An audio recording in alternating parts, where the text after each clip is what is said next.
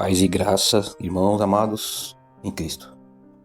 Paz do Senhor esteja com todos. Aqui, irmão Rui, para trazer mais uma palavra para vossos corações.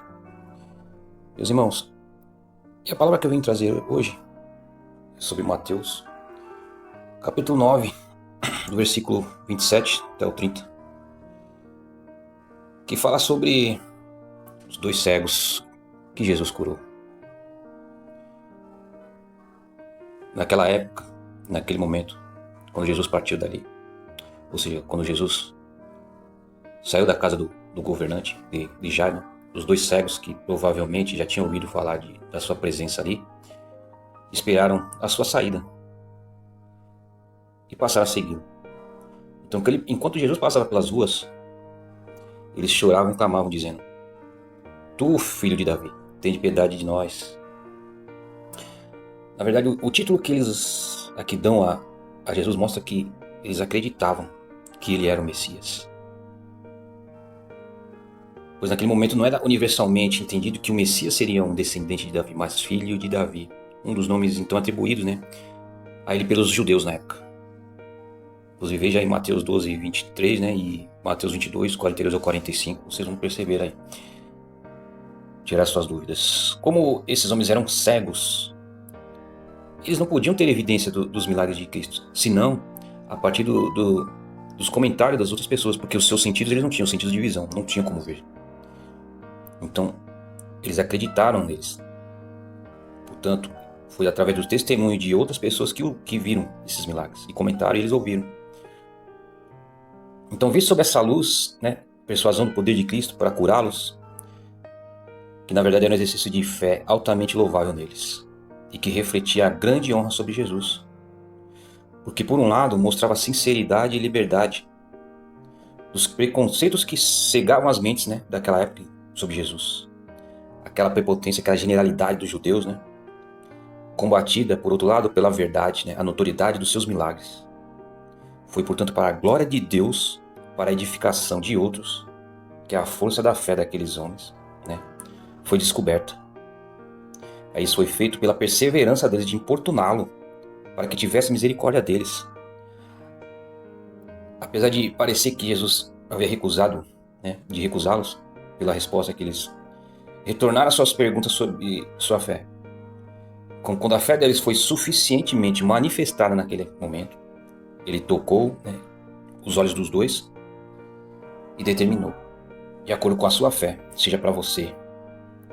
E imediatamente ao falar essas palavras, seus olhos foram abertos. Oh, glória a Deus, meus irmãos. Que honra, Tal é poderoso o poder da oração, da fé, da determinação. E tal é a honra com que Cristo frequentemente a coroa. Jesus ordenou isso com rigor.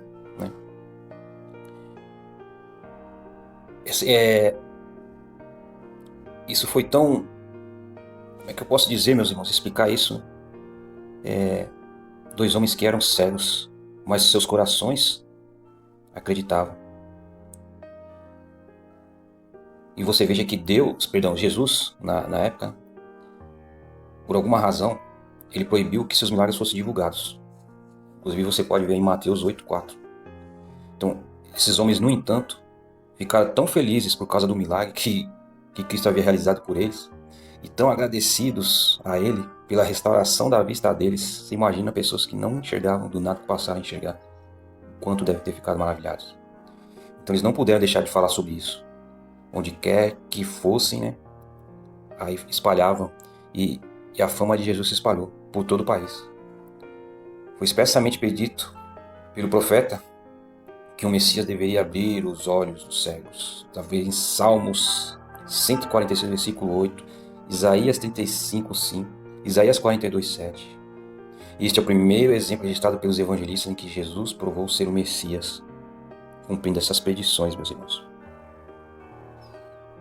O que não mostra esses milagres? Para aquela época e até os dias de hoje, vemos não só pessoas do mundo, mas do nosso meio cristão, Os judeus que tinham seus sentidos, ouvido, olfatos, tato, paladar, visão, ainda assim não creram no Messias. Mas aqueles 2 homens, eles creram. Através dos restos dos seus sentidos, e de só de ouvir falar, porque eles já tinham conhecimento disso. E creram quando disseram que Jesus estava ali. E acreditaram através dos seus corações que ele realmente poderia, que ele realmente era o Messias e que fazia milagres. E foi através da sua fé que Jesus os curou. Porque eu digo até os dias de hoje, meus irmãos, porque muitas das vezes as pessoas não creem. Os judeus até hoje não creem em Jesus, que não é o Messias, foi só um bom homem. E nós, como cristãos, muitas das vezes, a nossa fé parece ser inválida, parece ser fraca. Não cremos nos pequenos milagres que Deus faz por nós, que Jesus intercede por nós. Oh, meus irmãos, muitas das vezes nós nem pedimos. Muitas das vezes estamos precisando. Então, se estamos precisando, que possamos clamar. Você tem o poder de clamar em oração. Restitui a tua fé e creia nas bênçãos, nas maravilhas que ainda Jesus pode fazer por você, que Ele pode fazer por nós. Não podemos cair no esquecimento.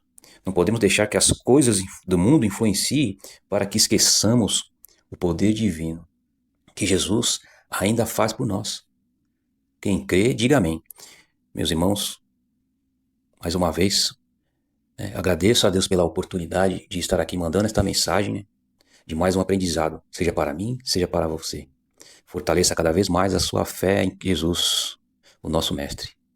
Creia, meus irmãos. Amém.